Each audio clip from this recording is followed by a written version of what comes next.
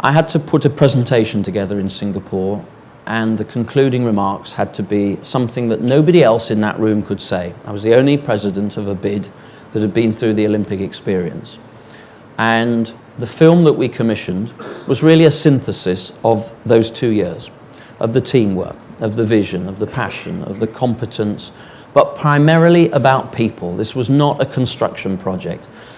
You do not sell a mobile phone anymore because one mobile phone has 24 more functions than the next one. You sell it on people. Mobile phones are being sold because you want to connect a father with a daughter 7 time zones away so they can read a bedtime story.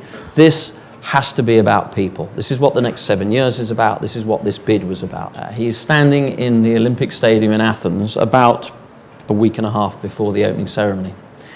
And he engages in conversation, the one guy whose job it seems to be to nail the seats in place. And given that about 70% of the stadium at that point did not have seats, he thought it was not an unreasonable question to ask, is it going to be ready on time?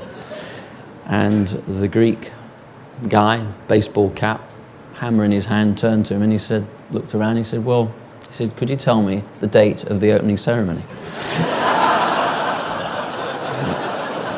So Denny Oswald looked back at him slightly nervously and said, well, it's August the 13th. And the guy looked back around the stadium and he said, is that morning or afternoon? And then he said, well, actually, it's the evening. And the guy went, yeah, it'll be fine. It'll be okay.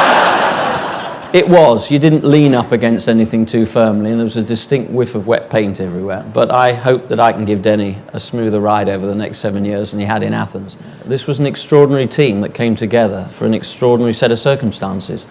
This is the best example of teamwork that I have ever been involved in, and I've competed in some of the best talented athletics teams in the history of this country. These were people that came together.